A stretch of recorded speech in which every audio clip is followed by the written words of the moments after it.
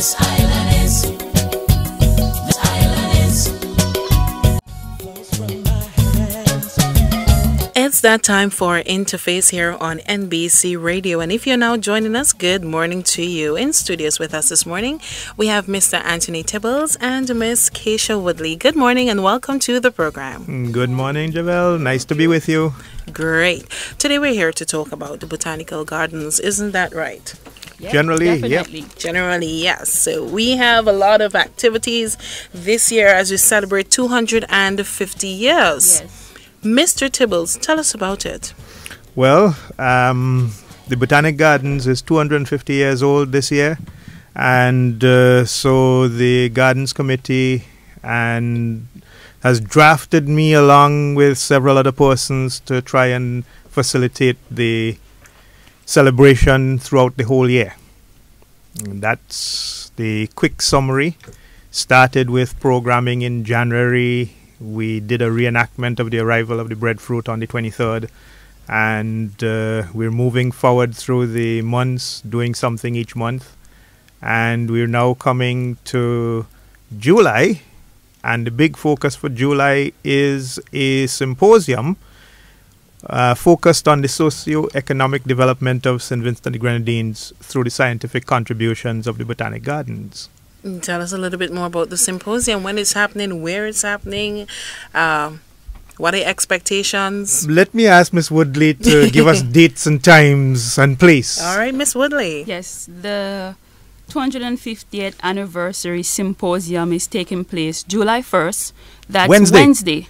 As in That's 2 right days. around the corner. That's right. July 1st is this week. On Wednesday. So it begins at 8:30 a.m. The venue is the NIS Conference Room.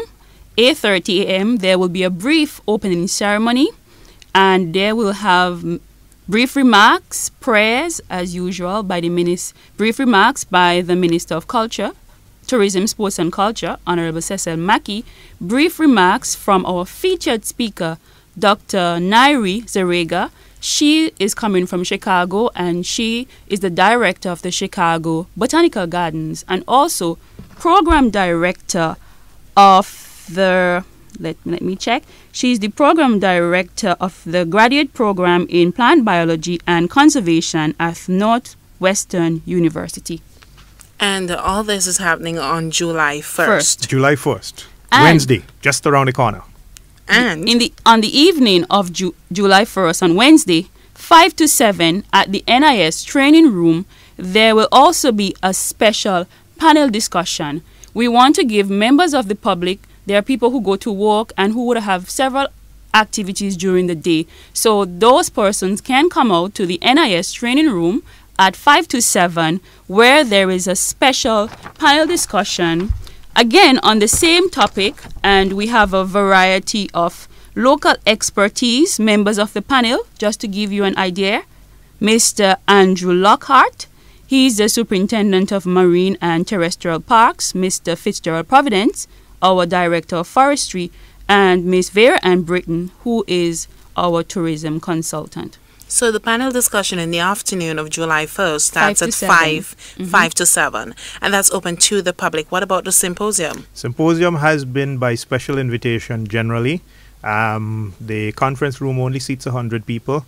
And so we've had to unfortunately take a focus on some of the people who have very direct responsibilities for things connected to the gardens. The gardens is managed under the National Parks, Rivers and Beaches Authority, and they are a department of the Ministry of Tourism, Sports and Culture. Okay. What are your expectations of the symposium? What are you hoping people would walk away with? Well, the first and primary thing is to collect a number of scientific papers, and we will pull all of this into a booklet on the symposium, which will be available to the public following the symposium about a week or two later. And this will allow us to gather into one place a set of scientific information on the gardens and on its contribution to the development of St. Vincent and the Grenadines, particularly from the economic perspective. Oh, great. On your calendar of activities, a program of activities, I I see that you have Wednesday, Thursday. You have something in relation to Right. that. The Thursday is going to be a set of field visits that persons who have attended the symposium will be participating in. It is primarily an opportunity, as I said, it's a scientific convention, right?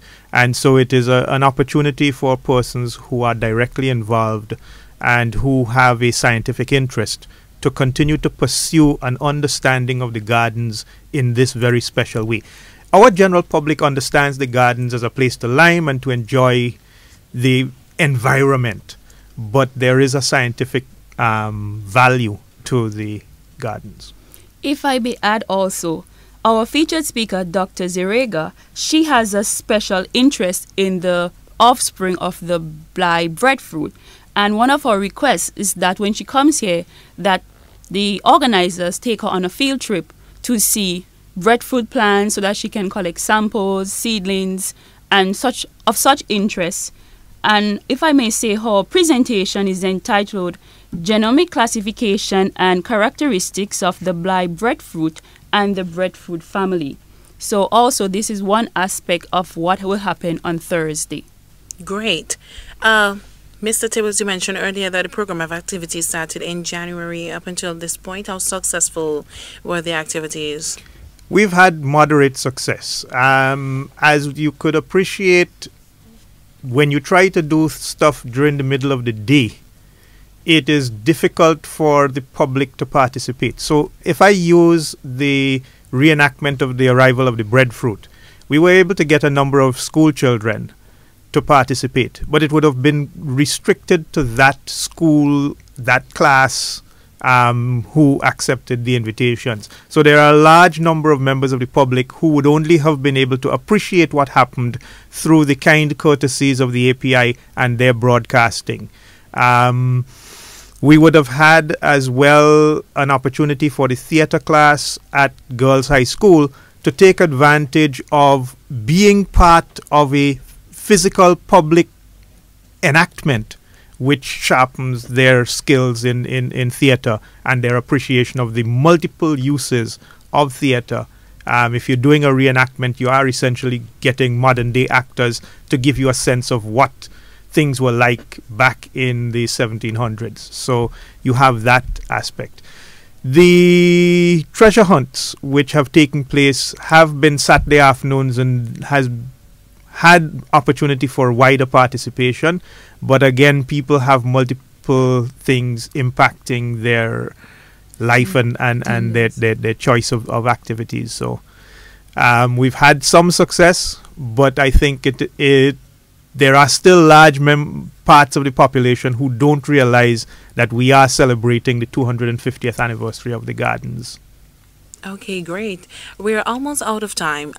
Before you go, Ms. Woodley, I want you to take this opportunity to invite persons from the public to really come and be a part of the panel discussion on Wednesday, July 1st. Yes, St. Vincent and the Grenadines. If you don't know about this, it's not too late. You know about it now. Come out and support.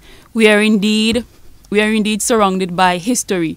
Our botanical gardens would have started several gardens in the Caribbean, and seedlings and plants from our gardens went to several places across the world. And also we accepted plants and seedlings from several countries of the world. So right here we have something historic. We have something that's important in terms of agriculture, economics, and so on. It has touched every sphere, even the social and health aspect, that you go to the gardens to sit down, to enjoy nature for rest and relaxation. You take the children, you play, you walk, you take the dogs, etc., etc. So to every Vincentian, it's important, and we should all claim this. Come out, come to the panel discussion.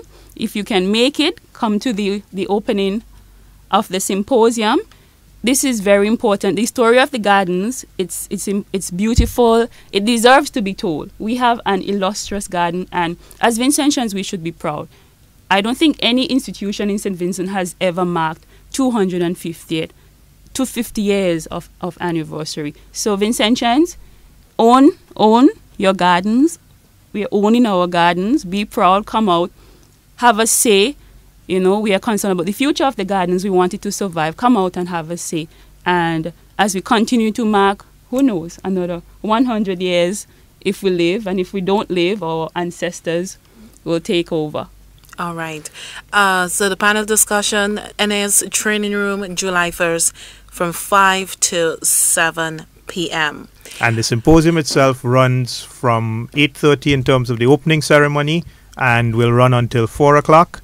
So we're asking those persons who've been invited both to the opening ceremony and to the symposium, please don't delay, don't be late. There is a lot to appreciate. Thank you so much for dropping by, Mr. Theobalds, and to Ms. Woodley for sharing with us. And we hope to hear from you pretty soon for what's next after the symposium and the panel discussion.